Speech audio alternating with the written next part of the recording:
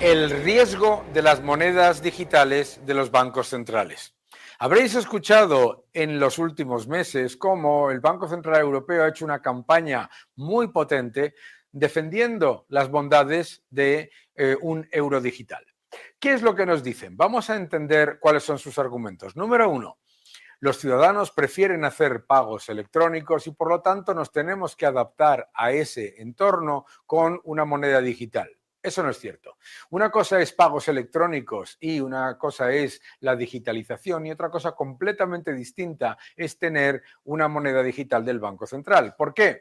Tener una moneda del Banco Central significa que tu cuenta está en el Banco Central. Por lo tanto, el Banco Central no solamente puede hacer esa moneda programable, es decir, que desaparezca cuando le interesa, puede aumentar o reducir la cantidad de dinero según le parezca y además, por supuesto, puede penalizar a aquellas personas que gasten demasiado en las cosas que no nos gustan o que ahorren demasiado. Oh, Dios mío, que también puede pasar. Muy importante la diferencia. No es lo mismo dinero electrónico que moneda digital de un banco central. ¿Qué es lo que nos dicen también los bancos centrales? Que, claro, es que el dinero físico es negativo para el cambio climático y contamina. Sin embargo, qué curioso, a la hora de defender el euro digital, te dicen que mantendrán el efectivo y que también van a emitir muchos más billetes. ¿No? Es curioso. Por otro lado, te dicen que una moneda digital tiene unas enormes ventajas desde el punto de vista de seguridad y de privacidad. De privacidad, desde luego, sabemos que no, porque el Banco Central tendrá toda tu información. Dicen que no la van a utilizar, pero también decían que no iba a haber inflación. Por lo tanto, mucho cuidado con esa idea de que como el mundo se está volviendo digital, necesitas una moneda digital de un banco central. No, el dinero ya es electrónico, mis queridos amigos. Todas las transacciones se hacen de manera fácil, rápida, electrónica y con total seguridad dentro de un sistema donde se respeta la privacidad y la libertad individual. El riesgo de una moneda digital de un banco central es que se convierta en un elemento de represión y de vigilancia disfrazada de dinero.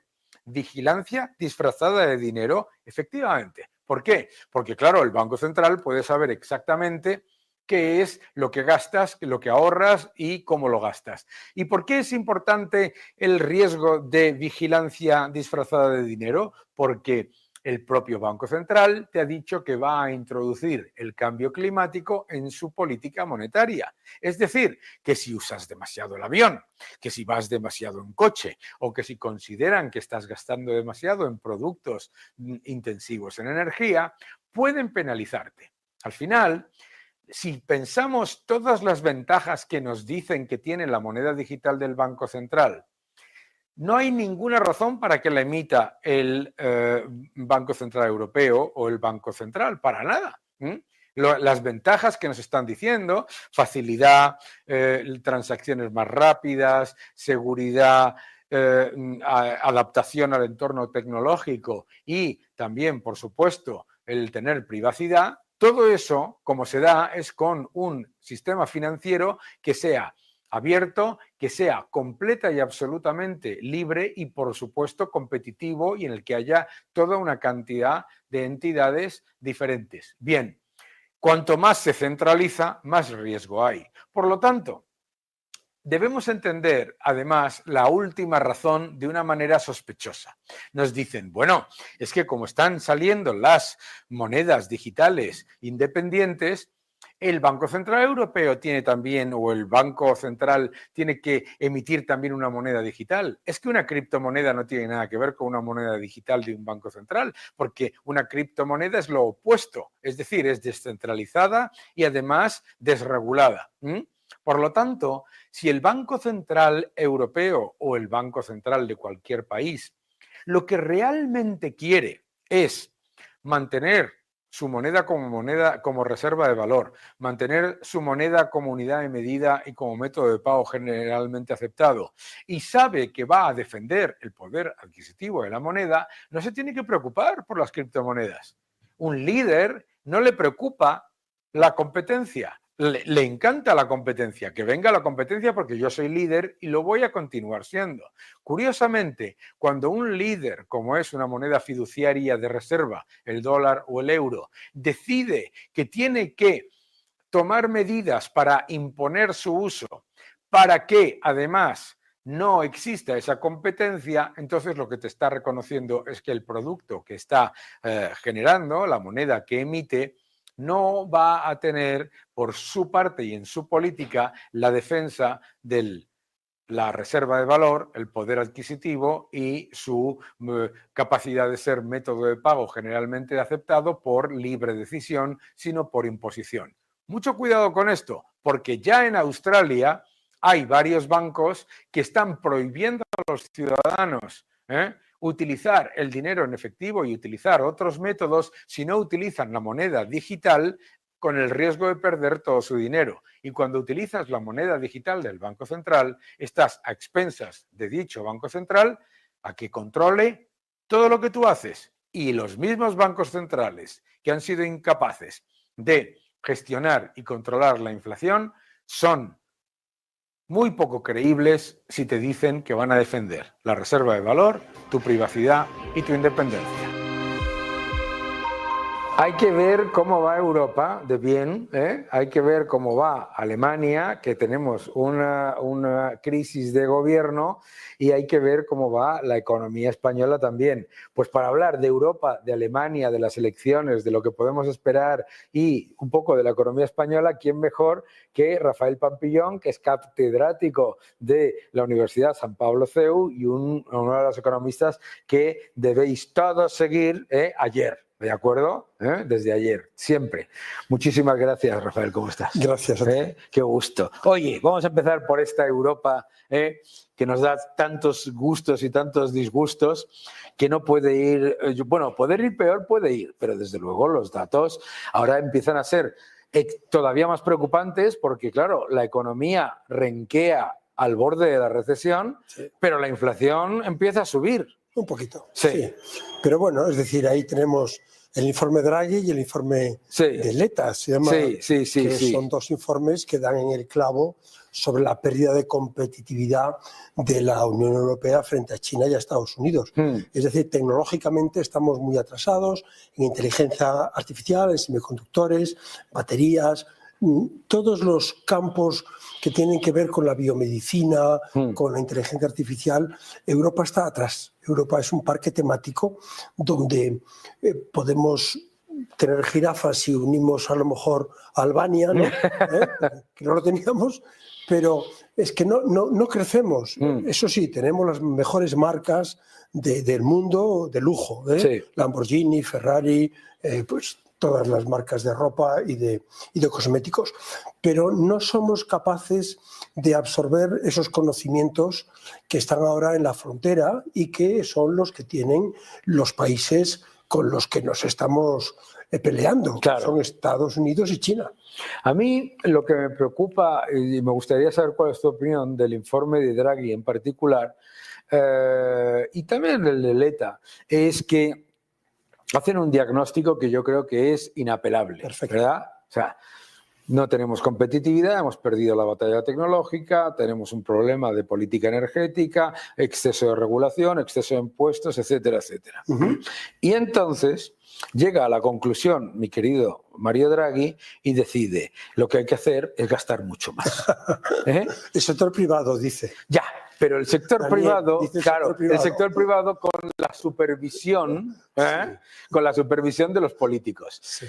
¿No hemos aprendido nada del plan Juncker, de los fondos Next Generation y de todo esto ya de una vez? Sí, claro. Ahí lo que quieren es mutualizar una deuda para que los alemanes también... Pero no van a querer los alemanes. Yo no creo que ese proyecto de 800.000 millones al año, ¿no?, de emitir deuda pública mancomunada, no va a ser algo que vayan a querer los alemanes, y menos ahora, que les está cayendo. Hombre, claro, es que si yo fuese alemán y me dijesen que la solución al desastre de los fondos Next Generation, al desastre del plan Juncker, del plan de crecimiento y empleo y toda esa cantidad encadenada que han hecho, es que yo pague por la falta de responsabilidad fiscal del resto de los países, te diría que no. Sí. Y sobre todo porque ha pasado una cosa desapercibida y me gustaría saber tu opinión. En Alemania se han cerrado las fronteras. En Alemania ahora, cuando tú entras en Alemania desde un país europeo, vas a tener que presentar tu pasaporte por primera vez en un montón de tiempo. O sea, los alemanes no están apostando por mayor integración, y eso es con el partido actual. Bueno, yo creo que sobre todo viene de la mala política de Angela Merkel, sí. de la política migratoria y de la política energética, sí. pero sobre todo la migratoria. La entrada de iraquíes, la entrada de refugiados, la entrada de migrantes, todo eso no ha sido bien percibido por los alemanes, que han visto que su estado del bienestar se ha ido desmontando. Y claro, ahora ellos, lógicamente, están tomando la actitud contraria, de decir, bueno, aquí ha entrado todo el mundo a 500.000 por año y tenemos que enseñarles el idioma, porque no es gente como los latinoamericanos para nosotros, que saben nuestro idioma o nuestra cultura, que es la misma. Es decir, ellos vienen de unos países árabes o vienen de Turquía o vienen de sitios donde los alemanes no están acostumbrados, y esa mezcla es muy complicada. Es muy complicada.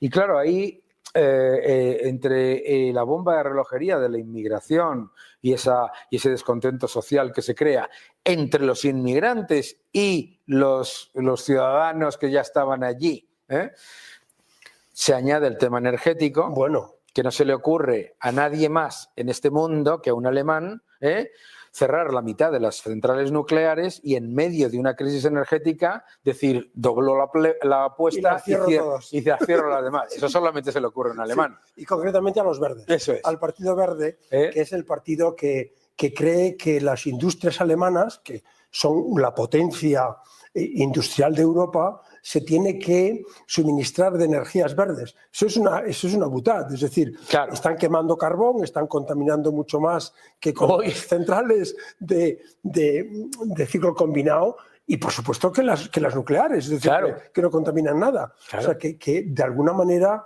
tienen que revisar el nuevo gobierno que venga después de las elecciones de febrero, el gobierno de Merz, a ver con quién se coaliga, porque si vuelve a coaligar con el SPD, pues nos puede pasar lo mismo que con Merkel o como con el gobierno actual. Eso es lo que yo creo que es el problema, el riesgo, ¿no? Ellos tienen una opción, que es coaligarse con Alternativa, pero claro, el cinturón sanitario que tienen ahí, el cordón que impide a los alemanes darle cabida en los gobiernos, incluso en estos del este de Europa, que han quedado fenomenal, pues es algo que va a dificultar que Merz, que lo echó Merkel del partido y se fue al sector privado, pero que este Merz es el que va a ser el nuevo canciller, el nuevo canciller de Alemania. Y es un hombre que viene del sector privado y que tiene, yo creo que, suficientes arrestos como para sacar a Alemania de esa situación, que en parte es el automóvil. Que es que el problema de Alemania, mucha gente lo atribuye a muchas cosas, pero es autoinfligido. O sea, una política energética completamente equivocada en la que han pasado de tener el coste energético para la industria más bajo del mundo al más alto del mundo. Es que eso, ¿sabes? Me decían en El Salvador, lo que han hecho en Alemania es lo contrario a nosotros. Hemos pasado de ser el país más peligroso del mundo al menos, y ellos han pasado de ser el país que pagaba menos por la energía al que más, ¿no? Bueno, no el que más del todo, porque luego están mis amigos los ingleses, pero sí tenemos un problema con la política energética, y me gustaría saber cómo ves tú que se puede cambiar, porque claro, no puedes reabrir las centrales nucleares, y con la política industrial con respecto al automóvil, porque claro, como se lleve a cabo la eliminación del coche de combustión que ha puesto en marcha la Unión Europea, es adiós la industria del automóvil de Europa y de Alemania, claro. Y no solo la Unión Europea, sino el tripartito de verdes, liberales y SPD y socialistas. Ese tripartito se ha cargado, se está cargando el sector del automóvil. Y por eso ahora pues Volkswagen está cerrando cantidad de plantas y está echando a miles de personas. Claro. Nosotros quizá, no es por evadir la pregunta, pero España tiene la red más importante de regasificadoras de Europa y los alemanes han tenido que montarlas, porque los franceses no quieren que pase nuestro gas a Alemania por sus tubos. Es que los franceses también son muy suyos. Pero bueno, yo creo que vamos a poner un ejemplo positivo que es el de Airbus. Airbus cotiza mucho más ya que Boeing, le ha ganado el territorio en las ventas. Se han unido las empresas de aeroespacial o como le queramos llamar de la Unión Europea en una campeona. Y hay esa burocracia que tenemos en Europa de evitar que haya grandes empresas competidoras, tanto comisario de competencia, ¿no?, que impide ese tipo de... Yo creo que ver un poco lo que ha hecho esta compañía o la ASML, la holandesa, unos semiconductores imprime... Bueno, hay compañías que sí, pero son excepciones. Son excepciones frente a lo que está montando China o Estados Unidos en la educación, por ejemplo. Claro. Tú sabes mejor que yo que las universidades públicas chinas están sacando ingenieros de alto nivel, pero miles. Bueno, vamos, es que están sacando creadores de patentes, lo llamo yo, ¿no? Sí. Porque es gente que sale de la universidad y está haciendo patentes todos los días y de esos centenares de patentes salen 3, 4, 5 empresas. Pero claro, centenares de patentes, 3, 4, 5 empresas que se convierten en grandes. Aquí nos pasa que nosotros de patentes no vamos mal, no vamos bien, pero no vamos mal. Podríamos ir mejor.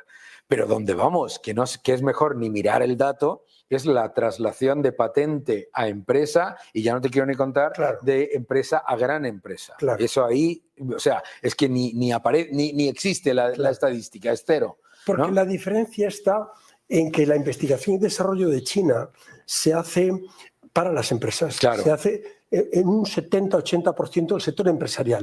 Mientras, por ejemplo, en España, el sector empresarial hace a lo mejor el 56 o 60% de la I+D. Pero es muy importante esto que has dicho, es decir, la I+D tiene que estar pegada a las empresas y a las necesidades de las empresas. Y estas patentes de las que hablas, bueno, una patente china, no, son patentes a nivel mundial, o sea, por la Oficina Mundial de Patentes. Eso o sea, que no es una patente de chiquilicuatre, no, son patentes de verdad. Y claro, el capital humano, el capital tecnológico, el capital físico. España, por ejemplo, que el capital físico no nos crece. No nos crece nada. No tenemos inversión. La inversión está estancada. La inversión estancada durante 4 años, 5 años y absolutamente olvidada en todos los sentidos. Y eso, si me permites, que en el cálculo de la inversión que ponen, incluyen una valoración de la inversión por propiedad intelectual que podríamos debatir en valoración, pero bueno, vamos a aceptar el pulpo como animal de compañía. Pero es muy importante lo que acabas de decir, porque en la Unión Europea los políticos miran a China con envidia, pensando que China, desde el punto de vista tecnológico y corporativo, es una especie de planificación central socialista. Y yo siempre digo, ustedes no conocen China. China es lo que ustedes llaman capitalismo salvaje. Eso es lo que aquí llaman capitalismo salvaje. Es China. O sea, la investigación y desarrollo está orientada 100% a las empresas. Las empresas son el 100% de la estrategia. Y los 18 mini meses en los que cometieron el error de meter a los políticos en el sector tecnológico, tuvieron que salir, dar la vuelta completamente, porque en 18 meses, esto me lo decían en Estados Unidos el otro día, en 18 meses China perdió 10 años de batalla tecnológica por meter a los políticos en las tecnológicas a sus sucias manos a intervenirlo todo. Es como nos cargamos aquí el sistema financiero de las cajas de ahorro. Igual. Porque metimos a los políticos. Igual. Oye, por cierto, que una vez hablamos de un asunto, quería preguntarte, estas hectáreas de miles de coches que tienen en China para vender y que no le dan salida, ¿tú cómo ves el final de este stock tremendo de coches eléctricos? Igual que el de las casas, Como en el sector financiero de China no aparecen esos préstamos fallidos de manera que nos llevemos un susto y caigan en bolsa un 70% o no sé qué, no sé cuántos, va a pasar lo mismo en mi opinión, que con las ciudades fantasmas. No sé si lo sabes tú, pero del 5% de crecimiento de China de este año, casi medio punto es destrucción de cosas que se han construido previamente. ¿Vale? Bueno, pues, por eso la productividad se está cayendo. Entonces, yo creo que va a haber un montón... También porque la natalidad les baja un poco, ¿no? La natalidad, el problema demográfico... Claro, es que China ahora se ha metido en un problema demográfico por la política de un solo hijo de antes, se ha metido en un problema demográfico autoinfligido también. Si lo piensas, toda la gente que le tiene tanto cariño a China, todo lo que le va mal a China ha sido lo que ha venido de la planificación central. Sí, claro. La construcción de ciudades fantasmas, la construcción de infraestructuras innecesarias y la política de hijo único. Todo lo demás, que es capitalismo salvaje, les ha ido de escándalo. Pero yo creo que tienen dos salidas. Una, India, Rusia y los países emergentes que quieran avanzar en electrificación del parque de esto, pero eso no te da el mercado suficiente para todo. Y la otra, literalmente, desmontar y volver a montar, que eso lo he visto yo, lo he visto yo en una empresa que hacía coches y unos kilómetros más adelante los desmontaba y los volvía a montar, ¿no? Muy keynesiano eso. Muy keynesiano, sí. Bueno, pero fíjate que China ha aprendido del keynesianismo y fíjate que en el último plan de estímulo no tienen ni una sola política de demanda, son todo políticas de oferta. Claro, eso es. O sea que también eso es inteligente. Aprender de sus errores está bien. Lo malo es cuando tus errores los cometes y haces como los alemanes y duplicas la apuesta, ¿no? Es que los alemanes le pasa un poco como a los ingleses igual. En la segunda revolución industrial, que los ingleses pasaron de ella porque habían hecho la primera.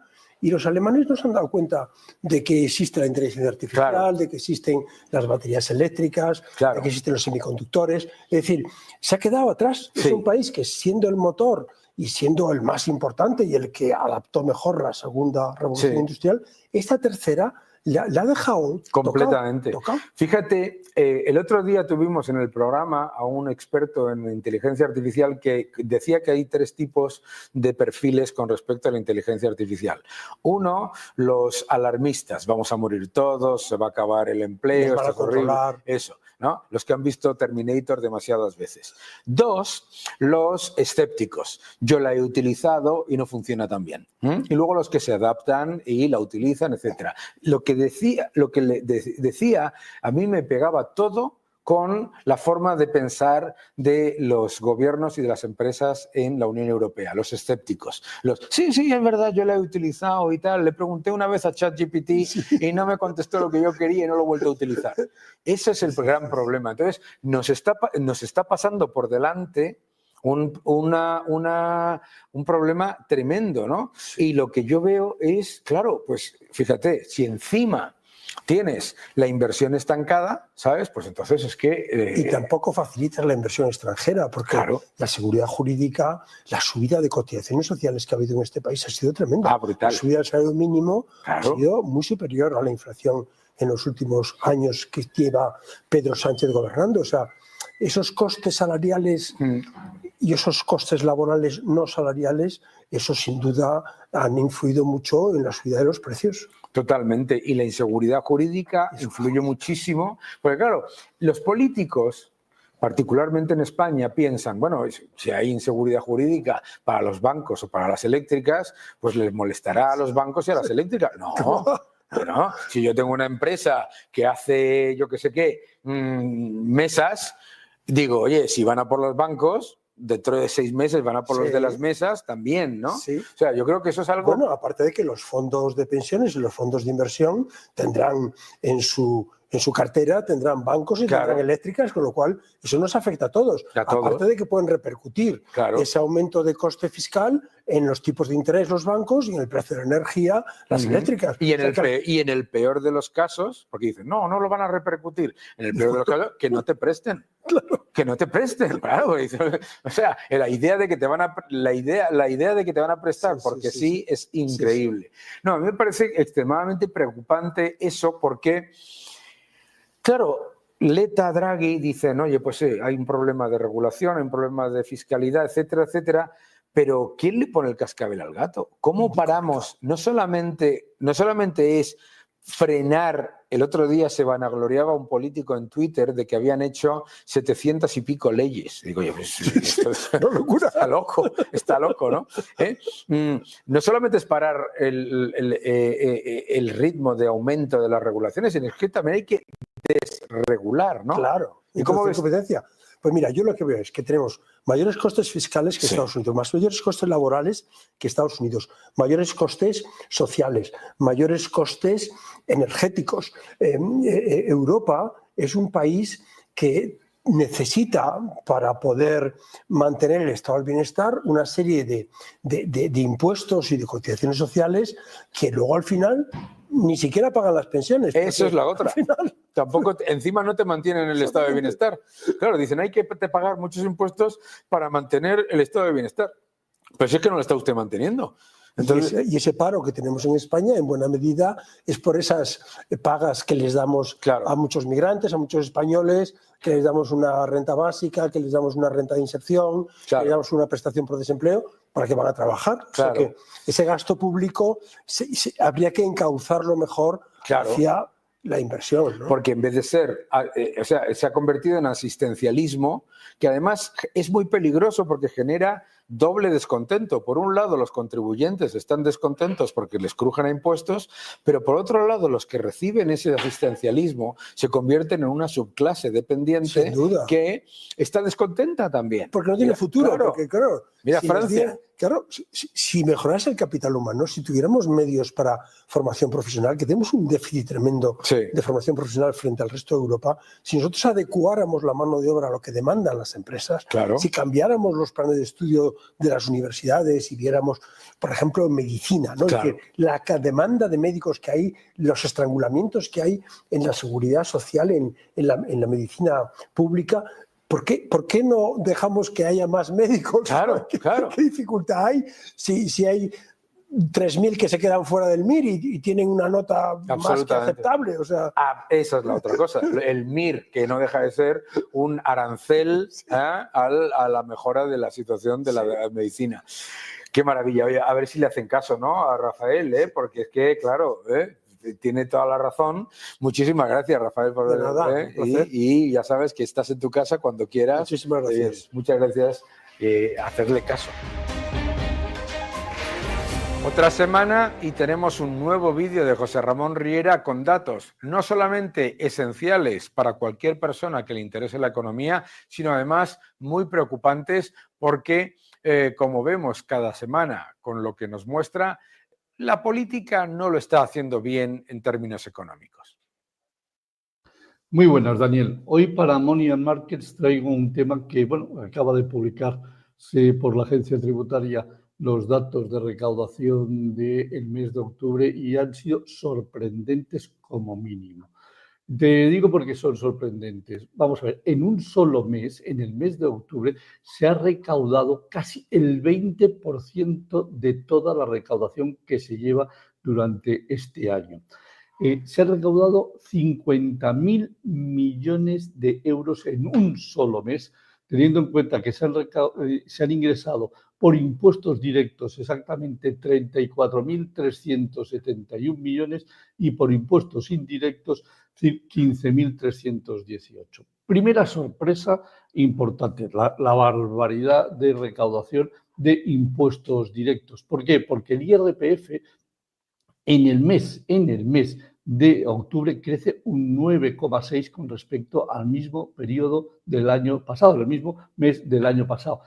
¿Esto qué está demostrando? Pues ni más ni menos está demostrando que la no deflactación de las baremos de recaudación del IRPF están dando muy duro sobre la línea de los trabajadores. Pero es que además hay una recaudación extraordinaria que crece un 12% en total en la parte de empresas, en la parte de impuestos de sociedades.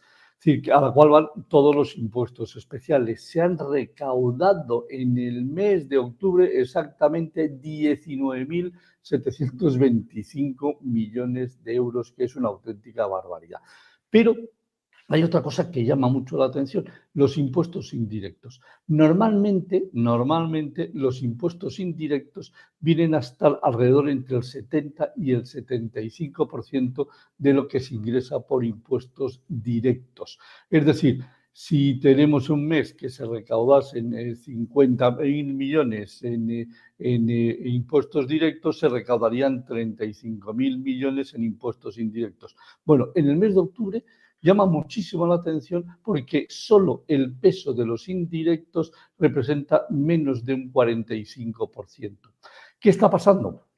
Primero, se está ralentizando todo lo que es los ingresos por impuestos indirectos. Para que te hagas una idea, la recaudación del IVA ha crecido solo un 6,3%, que si pensásemos que la inflación a octubre era un 1,8 y el PIB nominal ha crecido hasta septiembre un 3,7, cualquier cosa que esté alrededor del 5,5 dentro de los ingresos sería lo normal. ¿Qué quiere decir esto, aunque sea un 6,3? Bueno, pues que el tema de la cesta de la compra no ha subido un 1,8, sino que ha subido más. Pero lo llamativo es que se está ralentizando. Ya no se crece en impuestos indirectos y en IVA lo mismo que se crecía en meses anteriores. Tal es así que en el acumulado de lo que llevamos de año, el IVA ha crecido un 7,4 frente a este 6,3 que te digo del mes de septiembre. Pero luego en impuestos especiales llama muchísimo la atención de que, bueno, es decir, está creciendo un 7,9 fundamentalmente por el impuesto sobre la electricidad. Se retiraron las subvenciones y los apoyos al tema energético y como consecuencia este impuesto ha crecido un 750%. Pero hay otra cifra que llama más todavía la atención y es el impuesto sobre los hidrocarburos, que resulta que ha sido 0% de crecimiento en el mes de octubre y llevamos un acumulado solo de menos del 2%, un 1,7%. Esto demuestra que en estos momentos el consumo privado se está parando de forma natural. No porque haya una crisis, sino simplemente porque no hay dinero. Simplemente es decir, el hecho de la recaudación del IRPF está drenando mucha liquidez a los hogares y a las familias y por lo tanto se están apretando el cinturón y más después de haber llegado el verano. Y esto lo vamos a ir notando en los próximos meses que veamos las próximas recaudaciones. Así que sí, claro, están recaudando una salvajada a costa de los trabajadores, están recaudando una auténtica barbaridad a costa de las empresas, pero ya empiezan a notar que los impuestos indirectos y sobre todo aquellos que van directamente relacionados con la cesta de la compra, el consumo privado, está empezando a frenarse, lo cual nos va a dar directamente un parón de la economía en los próximos meses, tal como estábamos todos esperando y temiendo que pudiese llegar.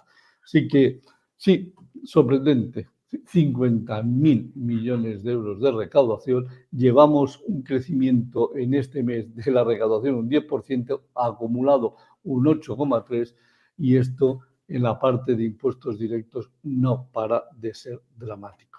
Bueno, espero que sea interesante para todos los espectadores de Money and Markets y nos vemos en el próximo vídeo la próxima semana. Un saludo, Daniel.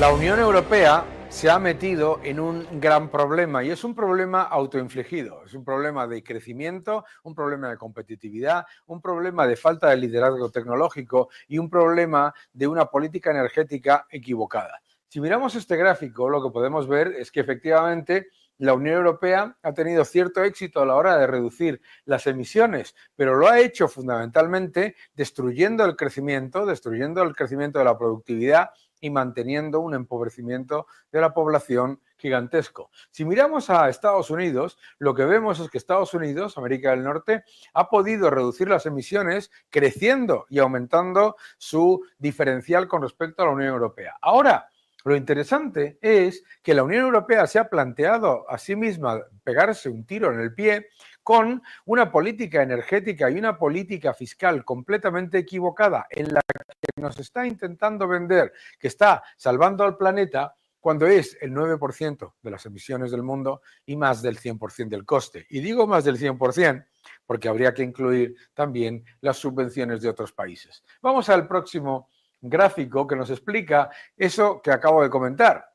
La Unión Europea se ha presentado como el ejemplo verde del mundo y no solamente no ha tenido éxito con su política, entre comillas, verde, sino que además, destruyendo las nucleares y poniendo todavía más trabas a la inversión y a la inversión competitiva y a la tecnología y a las empresas, lo que ha hecho ha sido que algunos países consuman hoy más carbón que hace 10 años.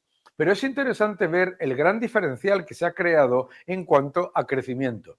Siempre se ha hablado de lo mal que va Japón y de lo poco que crece Japón. Bueno, pues si miráis lo que ha ocurrido con la economía de la Unión Europea, lo que vemos es que hasta Japón lo está haciendo mejor y ya no os quiero contar con respecto a Estados Unidos y al crecimiento global. Pero me interesa la comparación con Estados Unidos por el gráfico que hemos mostrado antes. Estados Unidos ha reducido las emisiones más creciendo y la Unión Europea ha reducido emisiones, pero en el estancamiento más aberrante.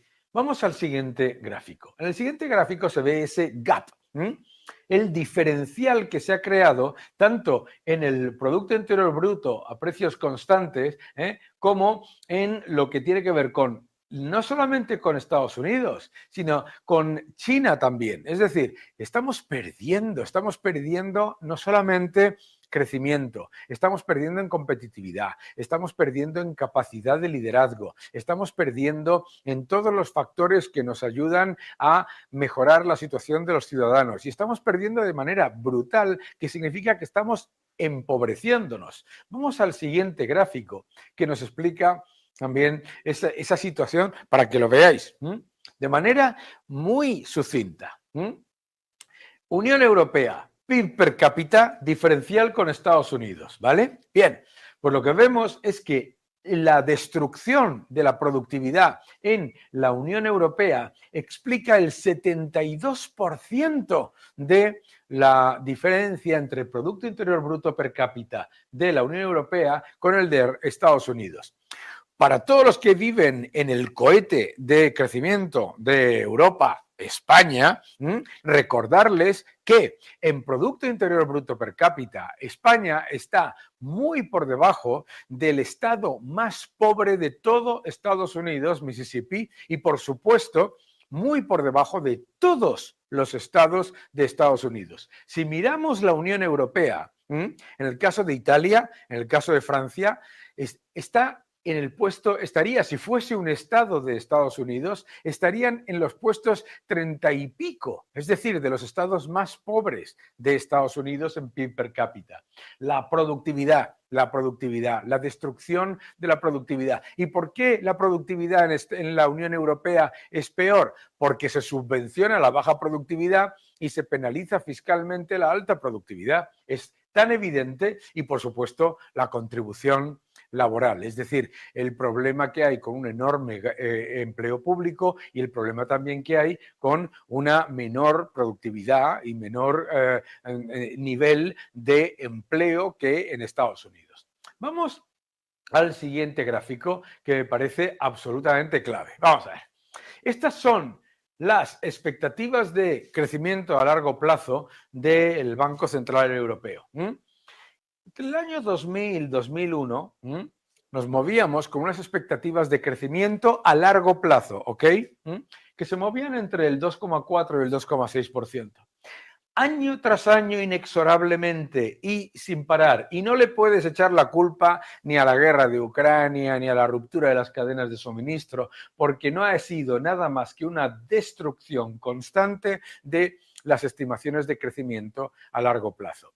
Y encima tenemos la desvergüenza de mirar al año 2024 y decir que es un gran éxito que la Unión Europea no entre en recesión. Es absolutamente aberrante. Por supuesto, esto es Producto Interior Bruto. Añádele el aumento de la contribución al Producto Interior Bruto del gasto público y te llevas un susto de muerte. Vamos al siguiente gráfico, que me parece también muy importante en cuanto a la innovación, la tecnología, lo que fortalece el capital humano y lo que atrae salarios más altos. Veréis, nueva financiación de capital de empresas de capital riesgo. Bien, Estados Unidos, 3,2 veces con respecto a la Unión Europea, ¿de acuerdo? Y de todas esas inversiones en capital riesgo, ¿cuántas se convierten en empresas? 2,3 veces. Es decir, el doble y el triple en términos de financiación y el doble en creación de nuevas empresas.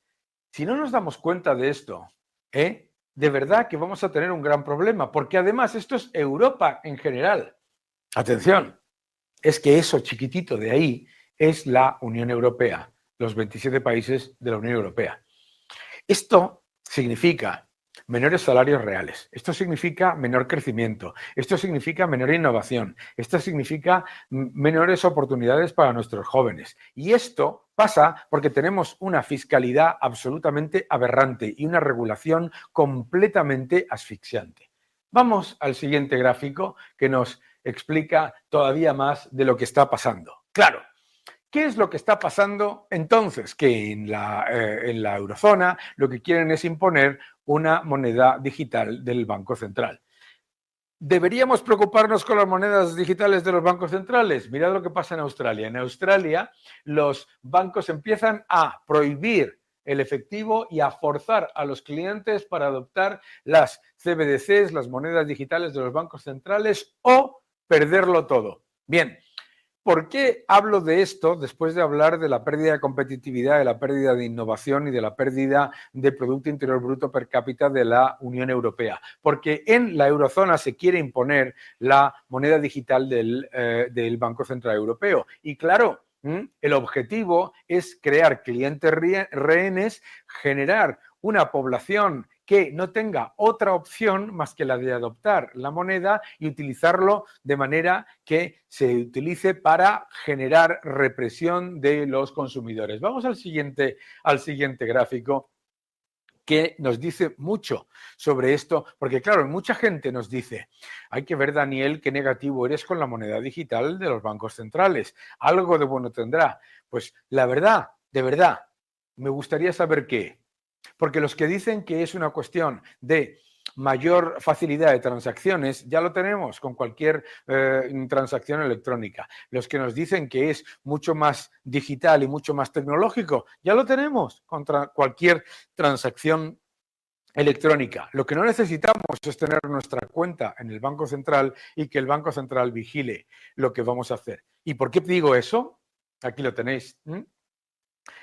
Cualquier moneda digital de Banco Central tiene que equilibrar, tener el equilibrio apropiado entre garantizar la privacidad del consumidor, los derechos de los consumidores y tener la transparencia necesaria para atacar la actividad criminal. ¿Qué significa esto?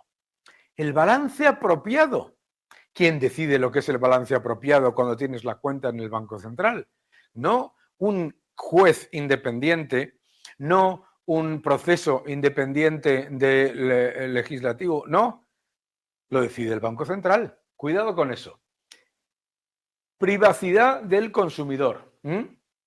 Una moneda del Banco Central, puede generar información sobre las transacciones financieras de los consumidores. De la misma manera que un banco comercial y el dinero no bancario genera esa información. Hoy, en una moneda digital no intermediada, que se pueda emitir por parte de un banco central, en este caso la Reserva Federal, los intermediarios llevarían a cabo sus preocupaciones sobre privacidad de la manera siguiente, utilizando las herramientas existentes. ¡Ay, mi amigo! Que lo que nos está diciendo es que la moneda genera directamente la información, porque lo que te está diciendo es mentira, no es igual que ahora. Ahora tú tienes tu cuenta independiente, tú tienes tu dinero independiente y si se quiere analizar lo que tú estás haciendo de manera en la que se pueda probar, si es que, porque claro, pensar que todo el mundo es un criminal, no. Hay toda una serie de garantías que te permiten mantener tu privacidad. Aquí no existen. Y por supuesto, mis queridos amigos, te lo intentan vender desde el punto de vista de para prevenir el crimen financiero. Curioso, ¿vale? ¿Por qué? Porque todo lo que está haciendo estas reglas incluyen due diligence, o sea, toda la información del consumidor, toda la información, todos los requerimientos y cualquier moneda digital tiene que ser diseñada en una manera que tiene todo el nivel de seguimiento de estas reglas para evitar el blanqueo o la utilización ilegal. Es decir, pensad por un momento que vosotros tenéis un vehículo, ¿no? Tenéis un vehículo y vais por la carretera de manera independiente y hay toda una serie de reglas, ¿de acuerdo? Y hay policía y hay una serie de cámaras y una serie de elementos para que si incumples esas reglas, pues tenga una penalización, una multa o lo que sea. Bien, ahora pensad la diferencia entre eso y tener a un policía en el asiento del copiloto. Claro, no es lo mismo tener un policía alrededor de mi barrio o en mi ciudad garantizando la seguridad que un policía en mi nevera diciéndome qué es lo que debo comer, qué es lo que no debo comer y desde luego penalizándome si no se hace lo que se considera. Este es el gran riesgo. Este es el gran riesgo de las monedas digitales de los bancos centrales. Cuando tienes una zona euro en la que el crecimiento es un desastre, en la que la regulación es asfixiante, en la que la burocracia es confiscatoria y extractiva, y en la que además no se pretende llevar a cabo ninguna medida para realmente cambiar eso, la moneda que utiliza esa zona euro se puede armar para convertirse en una herramienta de control. Y el objetivo es exclusivamente el control, porque si tienes una moneda líder, no te importa la competencia. Seguid defendiendo la libertad.